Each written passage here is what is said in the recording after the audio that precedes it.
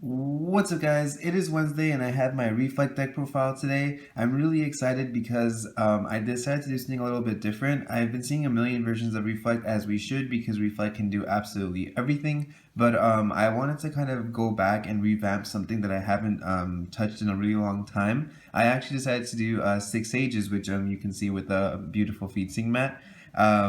My 6 Age deck profile is probably my most popular deck profile. It's the one that got the most attention back when NPR dropped. It was probably the best deck I think I've ever made in terms of just how much, just sheer like effort went into the deck, I guess you could say. I really tried to make sure that like every single card had its meaning and every single card had its place. And I typically try to do that with all of my decks, but there was something just really special about the 6 Age deck. It was like one of the hardest decks to make because it was kind of like the first tribal deck of Forcible. I mean, we've had like werewolves and everything, but they've never been like fully playable. And 6 Ages were just a super complicated deck to make, and nobody really knew like what to do with it. And I just kind of put my spin on it, and it was actually doing really well. Like before the Bahamut format dropped, I was winning like maybe I literally won like 6 tournaments in a row using that deck, and it was just a really cool deck, a kind of deck we hadn't seen because Quick Cast was just introduced, and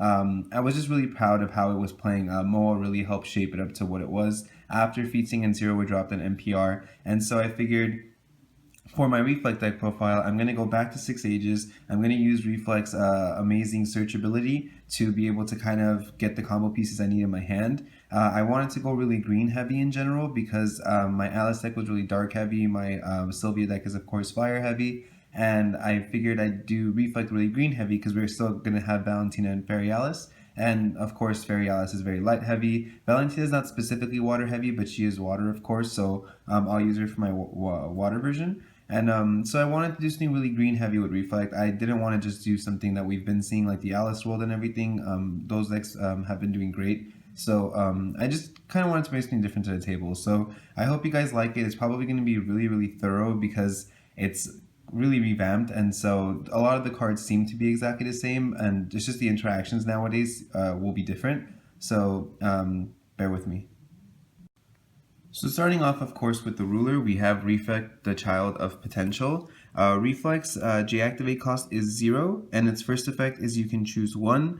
You can play this ability only once per turn, so you pay 0, and you can either have target Resonator gain 200 until end of turn, and you put a magic counter on this card, or you can draw a card and put a card from your hand on the bottom of your deck. You also get a counter for this, and you can target a Resonator you control, and during the end phase, it will recover, and then you put a magic counter on this card. So we can see immediately that this card works with magic counters. It's kind of just like its own resource that it needs to burn to use its effect on this J-Ruler side. And just to kind of elaborate on those 3 effects, I think the recover effect was particularly good for 6 Ages because there's quite often times where you drop Fiethsing, for example, and block an attack. If the 5/7 was enough and you don't have to pump it up by +2/+2, during the end phase you can recover that Fiethsing so that on your draw you can use its will producing ability, which I thought was a really interesting concept. The +2/+2 alone I thought was also extremely insane with anything with Quick Cast, because every Fiethsing is essentially 7/9. Your zeros are 7/9, the white 0. Your dark 0 is 9/7, and it does -2/-2 to their whole board. And Fiethsing Oracle becomes an 8/12. It's just absolutely insane. Like if you think about how much the +2/+2 can affect the fact that your opponent can never tell which card you're gonna play because your mana's always open and you're just quick casting creatures in, is just really insane. And if they're using stuff to try to clear your previous board, let's say you went, draw Fiethsing, prevent an attack, and block an attack, and then it kills the creature. On your next turn, you're going to have your Fiethsing, you're going to tap for your stone, you have all these quick casts in your hand, so you might just pass. And if they attempt to play something on their next turn, like a Carmilla, a Faria, a Hastur, anything that just has like an enter effect that's going to try to 2-for-1 you, because if they kill your card and then you have to use another card to kill them, it's just going to set you back. You could just have your mana open for cards like Exceed and Xeex to stop them. So I think the interaction between Six Sages was always good. The only thing that made the deck slightly as effective was Vlad and Bahamut at the time, because Bahamut was too fast and Vlad could just outlive you. But I found that because Reflex is such a versatile ruler and I could just side it out against the Vlad matchup, I could just use Vlad to counter its heal. My mana is always open as well. I play green ramp, so I can out heal the Vlad or just keep up with it anyway, and my Resonators are a lot more effective because they all have really big bodies. So while Vlad's focusing a lot on like this, just mainly using Gretels and Fiethsings to stop damage and stuff, I'm dropping a lot of quick cast monsters I can just swing in on my next turn and get as much damage as I can. So and you also have the option to burn or heal. So moving on to Reflex ruler side, we have Refrain, the child of Convergence. This version is also absolutely insane. It says you can play 0 on your opponent's turn to make it go back into its ruler side, and that makes it safe from anything like Blazer or anything like that. They can't kill this because it could always just escape. It's not a once per turn effect, so if you attempt to leave and they glimpse of Kaguya, you could just do it again and leave, which is really, really insane. The first effect is to remove 2 counters, and you can return a target Resonator your opponent controls to the hand. So these are all tap effects on this side. So if you were to tap, of course, you can only use this effect once per turn, and then you wouldn't be able to use the other ones, but we'll get to how you can mitigate that later. And then the second effect is to remove X, and X being the amount of magic counters to cancel a target spell with the equal amount to the spell's cost. So because I run 10 special stones in this deck, if somebody has, let's say, 2 cards in their hand and they're trying to bait me into using one of these effects and they swing with like a Blazer or something, and I'm anticipating they have split heaven and earth and I could just block the Blazer, take the damage and be fine, they're stunned out of using their split heaven and earth because I could just remove 2 magic counters and negate it, as well as with any other spell. So the cancel spell effect is extremely strong. I actually don't main any Cake Zones or Keen Sense because of this. I felt totally fine with just relying on Reflect for countering spells. I figured that a lot of normal spells you see nowadays are Flame of the Outer World and Scorn, both which feel... Flame you can't counter, of course, and Scorn feels too fast.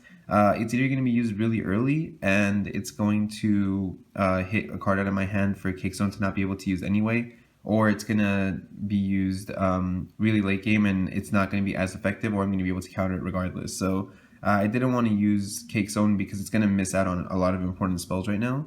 And then the last effect is to remove 4 magic counters from this card. You tap it and you search your main deck for any card in your deck. And because, of course, it doesn't specify a specific type of card, this card doesn't have to be revealed to your opponent. And what makes it so good is, of course, if your whole deck is having mana open and quick casting creatures, you can tap to search a 0 if you need to kill stuff, or, if you need the -2, I mean. If they're attacking with something really big, you can search the Fiethsing and drop the Fiethsing. If they're going to summon something really big and they have, they're tapped on a mana, let's say it's turn 5 and you had your activated Reflect the turn before, and they try to go for that Blazer play and they tap 5, and you have 4 open, you can tap Reflect, searching Fiethsing Oracle, drop the Fiethsing Oracle, force the Blazer to have to pay 1 more to summon. They can't, and so it gets cancelled. So it's just absolutely ridiculous how many interactions this card has. I also run an Almerius, which if they attack, I can tap, search the Almerius, drop the Almerius, and attempt to destroy the Blazer. And what a lot of people I see that play Reflect don't do is, in a situation where if I have Reflect and my opponent attacks with, let's say, Mephistopheles, I can tap to search the Almerius, drop the Almerius, and try to destroy the attacking Mephistopheles using Almerius' effect, which I'll get into later. I'm sorry I don't actually have it here, but at this point, if your opponent is to, let's say, try to Thunder Almerius because she's 5/5, and if she doesn't get to successfully enter, the counter doesn't go on her and she can't destroy the attacking monster, you can essentially bounce back into your original form and then +2/+2 the Almerius to survive the Thunder, and then your effect would go through and you would kill the Mephistopheles. Same goes for just a lot of your end phases. If your opponent ends their turn, it's essentially still their turn, so you can still flip back. A lot of people just stay on their Reflect. What you could do is, unless you're anticipating they have mana open and they're going to like stoning another card or something, you can, let's say you tap to search a card, you then flip back into your ruler side, use, let's say, the draw 1 stack 1 effect because it's the end phase and that's the best effect to use, or you could target something to try to recover it. And on your next turn, you would use another once per turn effect on the ruler side, and then J-activate again into Refrain. So you essentially get a counter on their end phase and a counter back on your turn. So if you are using these counters up, you're essentially getting 2 back every single time you're J-activating back into the field, because you could use one of them during their end phase and then one more during your draw phase before you J-activate into Refrain again. So overall, that's probably the most important interaction to know about the card. I never see people just bouncing in and out. They kind of just think like, oh, the bounce effect is there to, you know, if I need to go back to the other side or if I need to avoid like a blazer or something, which I think is silly because that effect is so powerful. I don't see why people wouldn't try to get more counters on them as fast as they can. And then, so moving on to my Magic Stones, I run 3 Magic Stone of Blasting Waves.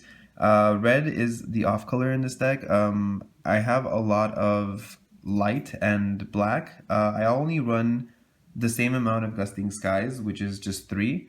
By the way, shout out to Roberto, which is a good friend of mine who gave me these really cool sleeves for my Magic Stones. It has these like cool little designs on them. So thanks, buddy. But yeah, I just said buddy really weird. I don't know why I did that. But anyway, so 3 Gusting Skies, 3 Blasting Waves. These are used for, of course, the light 6 ages, Almerius and 0. The fire is just used for off stuff like Flame of the Outer World and Hastur. I, of course, play Hastur in this deck because I used to have a lot of Dark for Carmilla in my old deck. It was the only card I would play on my turn, along with Mujart, but I don't have the blue for Mujart in this deck because I don't have access to all the colors the way I did with Shahrazad. And so the only one I'm running 4 of is the Black Silence. I found Black Silence to be more important than the light one because even though I run 3 of each 0, the black 0 I think needs to come out into the field faster because essentially if you do it on a turn 3 play, you can not only kill whatever they're attacking with because its attack is a lot higher and its defense is fairly fair with the +2/+2 from Reflect, but it also has a higher chance of killing their small drops that would be on the field by that turn, opposed to not having it later on. Having it later on and not being able to hit as many options. So it's black, white, red, green, and so it's just a 4-color 6-age deck. For the Resonators, I decided to run 3 Wind Sprite. I was originally going to run Familiar of Holy Wind because I wanted as much draw power as I can get because I didn't want my hand to get dumped out really quickly. But I realized that with Wind Sprite, it helps me fix the white mana curve for the deck, and it's also really nice because normally if I go first turn Familiar, second turn Gretel, I only have 1 open and I can't have anything open for Xeex, and I didn't like the idea of having to either Gretel or Xeex. So this way, if I go first turn Wind Sprite, I can pay the light as colorless for the Gretel and play the Gretel, get another stone into the field, and now I have 2 open for Xeex. And so my opponent would be able to like turn 2 Naomi if I'm going into something dark. If they want to go turn 2 Lancelot, and I don't want to have to deal with something like that so early, I could just Xeex that as well. So I ultimately decided on Wind Sprite being better. And then I run it over Elvish Priest because although the stats aren't as good and the stats do feel really bad against Dark Alice, I could always just stack it on the bottom of my deck if I draw it late game with Reflex ability. And I thought it was more important to have the light than the green because if this survives up until turn 2 and they try to attack with something, I could essentially tap this and a light stone and then whatever I use as colorless to drop the white 0. So I felt as though it was more important to have the white than the green. And then for Gretel, normally I don't like playing ramp decks because I feel like if you ramp up to everything and then you have your hand get dumped out, you don't really have anything to do with all those stones. But because 6 ages are typically a really slow deck, it's really safe to be able to just sit back and kind of hold on to your mana and play really like passively. I didn't have Gretels in my old deck, but it's because I had access to all the colors really early, and Spiral was a lot stronger back then than it used to be now as just a turn 2 play. Now if you just Spiral turn 2, it feels very slow. You need like a follow-up card like Merlin to kind of make up for it. So I figured I'd just keep the Gretels this time and try less for the turn 2 plays. And then for Fiethsing, Fiethsing is, of course, I think the best 6-age out of all of them. Mujart's really up there too, but I didn't have the blue for it. The reason why I'm running 4 Fiethsings over 4 of any of the other ones is because I always have the green for it. Not to mention that it helps produce mana, which can really help because if I J-activate, I'm not tapping for stones as frequently. So it's more important to be able to have access to more mana for more quick casting than it is to just have all the destruction. And once again, never forget that all of these stats are essentially +2/+2 stronger when you're guarding because when you block an attack, because you could just buff it with Reflect, and that's absolutely insane. 3 of 0, the Magus of Null. This card's always going to be really good. It's really good against Alice World because it kills all the little stuff, as well as being able to take the flying away from Gwyber, which I think is really important too. Unfortunately, even with the -2/-2 to Gwyber and the +2/+2 to 0, it's still 100 damage away from killing Gwyber, which really kind of sucks. I would have hoped I could just trade with it to make sure that they can't just Alice World and try to swing again, but it does definitely slow them down. It gets a bunch of Cheshires and Familiars off the field, so they lose a lot of race, and they might not be able to play the Alice World if that's the situation. 3 of 0, the Flashing Mage Warrior. This card is extremely underrated. The body on it is already really great. The counter effect isn't the most amazing effect, but it really adds up. Even if you have just that one, avoiding a Thunder, avoiding a Burn to Cinders, which is, it kills all of the Fiethsings and stuff.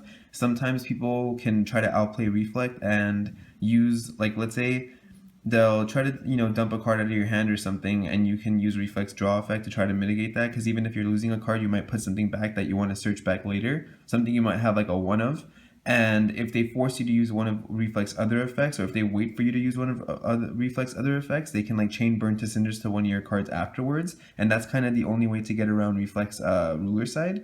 And so with 0 on the field, it doesn't matter if you're using Reflex effects, because if they try to Burn to Cinders, you can prevent 300 damage, and if they try to Thunder, you can prevent 300 damage. So it also just makes the blocking really nice. If I drop this and attempt to block something, and I make it 7/9, and that monster is like a Blazer, let's say, I can prevent 300 damage from Blazer, making it only 800, and then the 0 would actually survive the attack, and we wouldn't trade, but it's still a lot better to have their Blazer rested on your turn and your creature survives, and then you can recover and swing over it and just do a lot of damage to them, and worry about dealing with Blazer with a Hastur or something else. And then 2 Fiethsing Oracle. Normally I'd only run one of this card, but I thought it was too good because I had a lot of green, as well as being able to just search it. The fact that I can search 6 ages in general makes me really comfortable that I could stack the counters on this card. Normally, I don't particularly like playing it to stack the counters. I just like using it to use it against like one specific card. Let's say if you have 4 open and they summon a Lancelot and they have 4 stones, you're not going to be like, oh, you better pay a 3rd stone for that Lancelot. You might as well just wait for them to swing and then drop this and block it. And then if they were to try to use a card like Stoning, they now can't, because Fiethsing would try to make the Stoning cost 1 more, and they wouldn't have the 3rd mana open to use it. So you have to use it very carefully, and you have to use it properly, but the fact that it's an 8/12 with the Reflect buff is just absolutely insane, and it's just on its own. The 1 Almerius, like I said, this card gets a counter when it enters the field, and when it does enter the field, you can remove the counter if your opponent's attacking to destroy the attacking monster. This card's always been weak to Thunder, and that was its only flaw.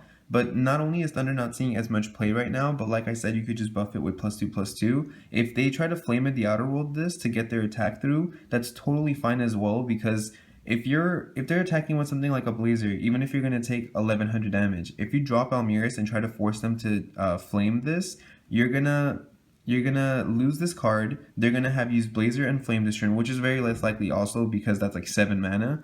But let's say that happens. On your turn, they're going to be tapped out, and you can comfortably play a Hastur, you can comfortably play any card you want, and it forces them to be tapped out. That's always the biggest plus side to 6 ages, was the only counter to them when you quick cast them was for them to use their remaining mana to try to deal with that card on their turn, leaving you with the option to do anything you want on your turn, because they're always going to be tapped out. It's this very like safe feeling of being able to play on both turns that your opponent doesn't really have the option for, and with Reflect as the ruler being able to do that normally, since it can just bounce back and in, just adds so much extra boost to the deck. And then lastly, the 3 Hastur.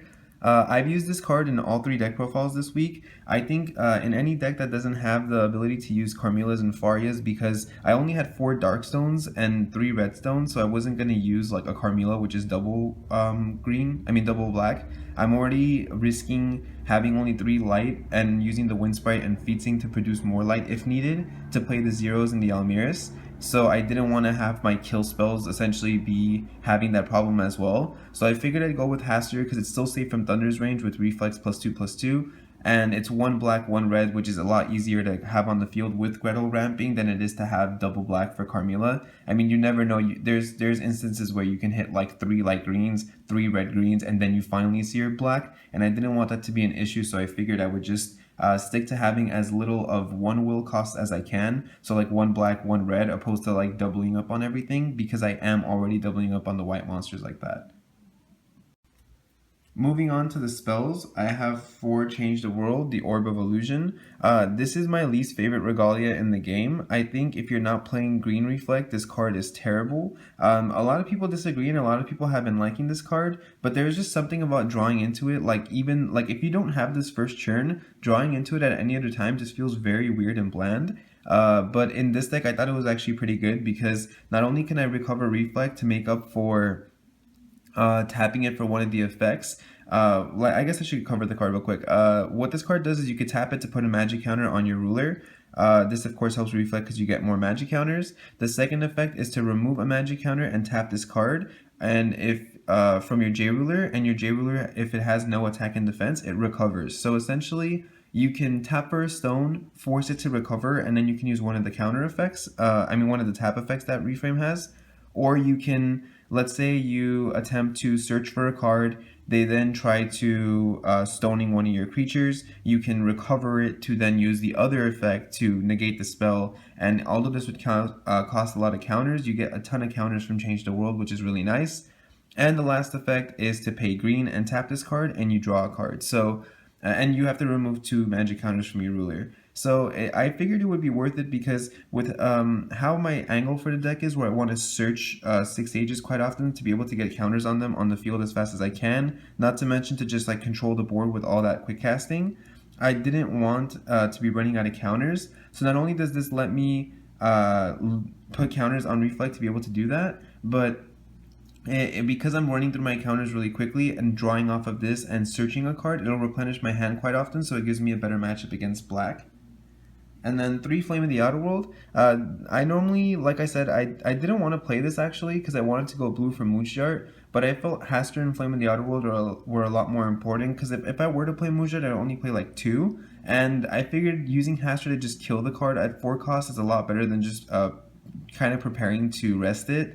And then Flame of the Outer World is of course great because it works really good against Reflect and just J rulers in general. I didn't have any outs to any rulers in general, so I thought at worst situation, if they have something that's even really buffed up like a Sylvia, I can essentially like attack into it and flame, or if they have any other ruler, I could like drop a Fiethsing and block and then flame it afterwards. So it's not the best option to have against the J ruler in terms of you not having Gruus Ballista to get that final 1000 in. The 200 plus the 800 makes 1000, but I did not want to run the card because it works really great against a lot of things.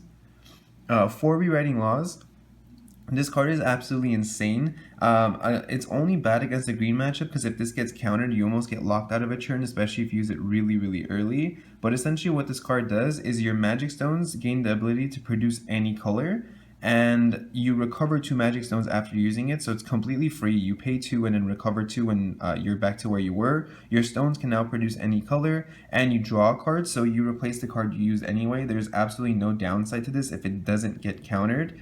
And why I used it is actually because, like I said, in a situation where you might not have the dark for Hastur, you might not have the red for Hastur, I wish it was an instant so I can do it on their turn and then drop a 6 Sage because I would have the perfect colors on their turn too.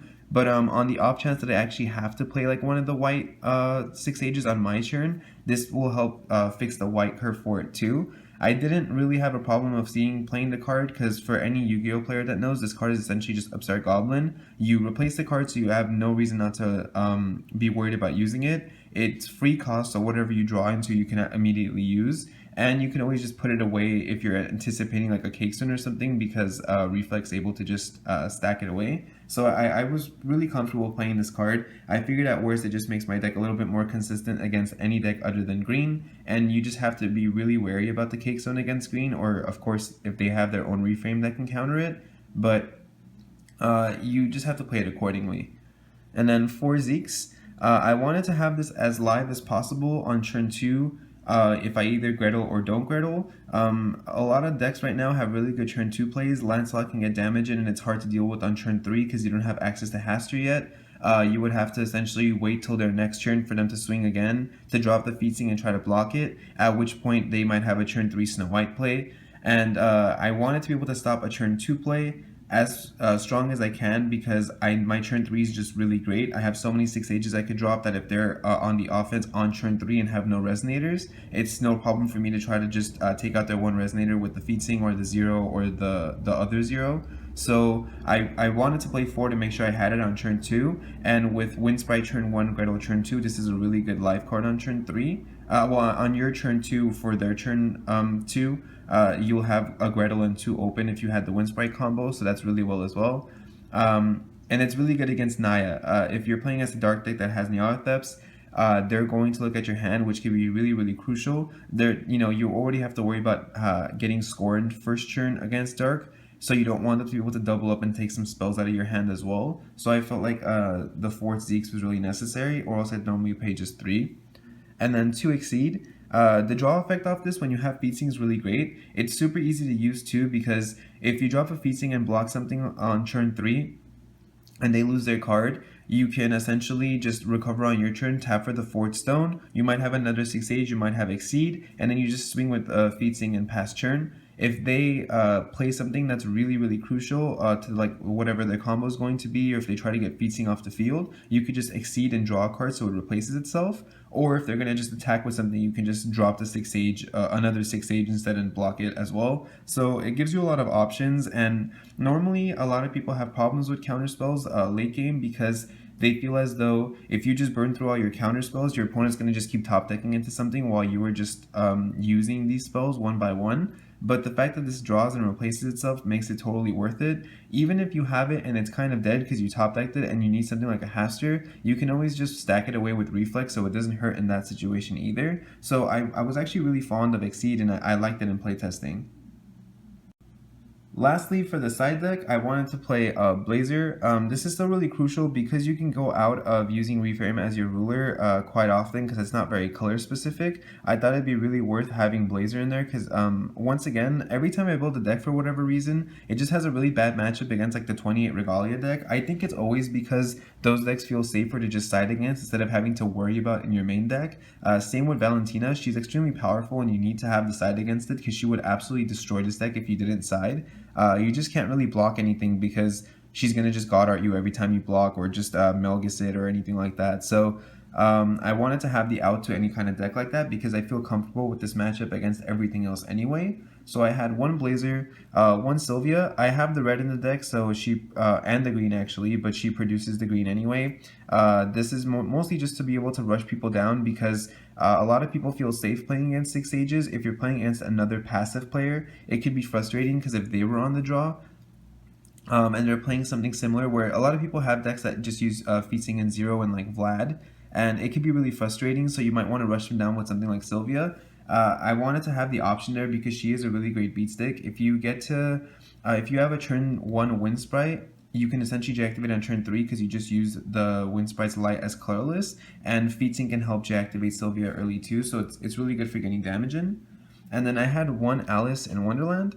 I play 4 colors, and the only color I don't play is blue, which is kind of a bummer because the blue effect on Alice is really good.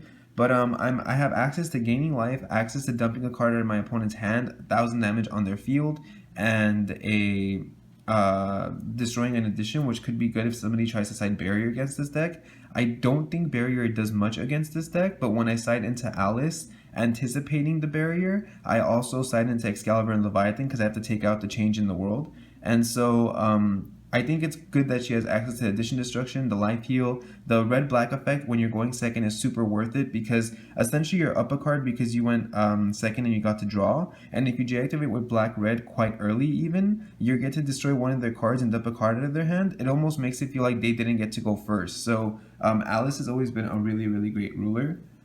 Vlad is for the Vlad matchup if I don't feel comfortable using the Sylvia because they might be using, like if they were using a really stall version of Vlad, I'd much rather, like a really green heavy one, I'd much rather use Vlad against it because I know I'm going to be able to keep up with the ramp and be able to just stop as much damage as you're doing with my Vlad and then try to get damage in. But if they're using like a black Vlad, and it like I've seen like black light Vlads and stuff like that just kind of are like slower but eventually get to kill you anyway, I'll just go into Sylvia and try to rush them down as fast as I can, and you only have to worry about Flame in the Outer World, which isn't so bad because you get the Leviathan and Excalibur as well.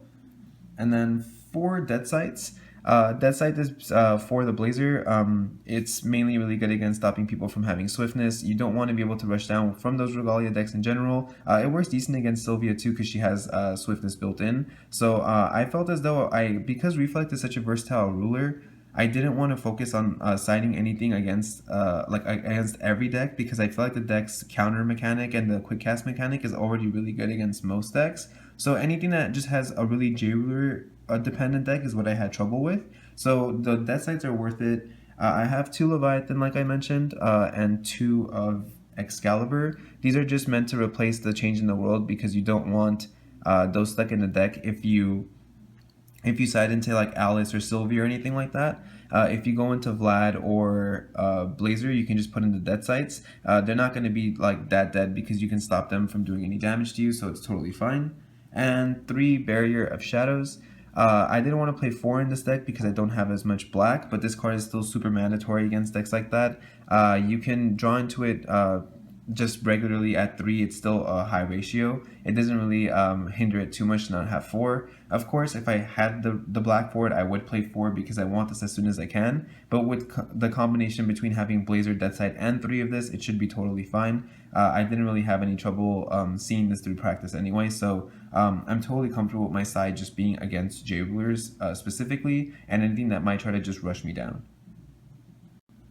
So thanks for watching, guys. I really hope you enjoyed this revamped 6-stage version of Reflect. I tried really hard on making it work as good as it used to. I'm actually really comfortable with how the deck works, and in a way, even though I've been such a fan of Dark Alice this format and have been wanting to play Dark Alice, kind of going back to the 6-stage version made it kind of like nostalgic. I feel really like I missed that deck and I want to play it really bad, so I might actually be playing this. It depends on how I feel. I still don't know 100% what I'm going to be playing like at any events or anything, but this actually just felt really nice to make, so I'm really happy with it. I hope you guys genuinely really enjoy it as well, because I know so many people really did like the 6-stage deck originally. So if you guys do have any questions or suggestions for the deck, just leave it in the comment section below or shoot me a message on Facebook, whichever will work. And if you guys haven't subscribed yet, make sure you do, because I have 2 more deck profiles coming this week with a bunch of the starter deck box openings coming next week. I wanted new players to see what they get in it and how awesome those decks are, because I actually really like the new starter decks. I think they're built perfect for any of the new players, and if like I come from Yu-Gi-Oh mainly, and it was frustrating to always have to buy like 3 of the same starter deck back then, because you would get like 1 or 2 of every card, and if you wanted like a complete deck, you would have to buy 3 of it. And even though they were like $10 only, so it was like only 30 bucks, it kind of sucks to not be able to actually have a starter deck in the form of, you know, helping you start off the game unless you buy multiples. So I'm really fond of how they did the starter decks in Force of Will, and how you get like 4 of almost every single card, and it just comes super ready to be able to be played, and you get pretty good value out of them as well. So I'm really fond of those. So if you are a new player and you've watched my what to buy video, I get a lot of comments under still saying like, you know, oh well, is it still good to buy the Faria deck and stuff. Those Vingolf and Faria are still really great to buy because of the dual stones and because of like the Percivals and stuff in the Alice deck, but I really highly recommend you buying the starter deck as well. You can even buy it instead of Vingolf and stuff if you want to start off, because it's all one color for each, so you don't immediately need the dual stones, and you can always just buy the dual stones on the side. So yeah, leave any comments you guys might have. Subscribe if you haven't, and I will definitely catch you guys next time.